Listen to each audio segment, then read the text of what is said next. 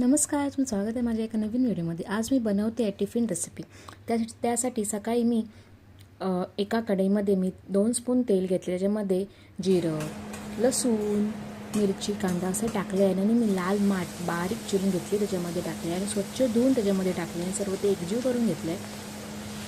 तुम्हाला कोणाकोणाला लाल माठ आवडते मला कमेंटमध्ये नक्की सांगा आणि जर तुम्हाला माझ्याकडून अजून कोणती रेसिपी बघायला आवडेल ती मला नक्की कमेंटमध्ये सांगा।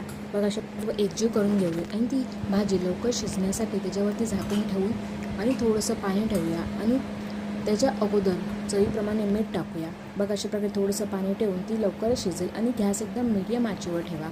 त्याचबरोबर मी इथे बनवते लेमन राईस। त्यासाठी एका कढईमध्ये मी 2 स्पून तेल घेतले, त्याच्यामध्ये जिरं, मोहरी, लसूण, मिरची, कढीपत्ता, शेंगदाणे, चणा डाळ जी भाजलेली असते ती सर्व एकजीव करून घेतली आहे। त्याच्यामध्ये थोडीशी हळद टाकली, तीही एकजीव करून घेतली आणि आपला जो राईस बनवला असेल और कालचा राईस जर असेल तुमच्याकडे तो त्याच्यामध्ये टाका आणि सर्व एकजीव करून घ्या। चवीप्रमाणे मीठ टाका आणि लेमन राईस मेन म्हणजे इन्ग्रेडियंट जे राहिलं आहे ते लेमन त्याच्यामध्ये पिळून घ्या आणि सर्व ते एकजीव करून घ्या।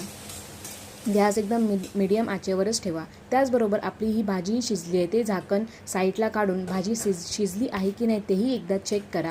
त्याचबरोबर भाजी ही शिजली आहे, तुम्ही एकदा चेक करून बघा। याच्यामध्ये थोडंसं पण पाणी टाकू नका, कारण की त्या भाजीला पाणी सुटतो, तुम्ही बघू शकता। नंतर एका साईडला मी पीठ मळून ठेवलं होतं सकाळी उठल्या त्याच्या चपात्या करून, चपात्या पण माझ्या रेडी आहेत। कोणताही पसारा न करता जे लागतील तेवढंच सामान काढून मी सकाळचा टिफिन रेडी करते। ही टिफिन सिरीज आवडत असेल तर तुम्ही नक्की लाईक करा। तोपर्यंत आपण भेटूया नेक्स्ट व्हिडिओमध्ये, तोपर्यंत बाय बाय।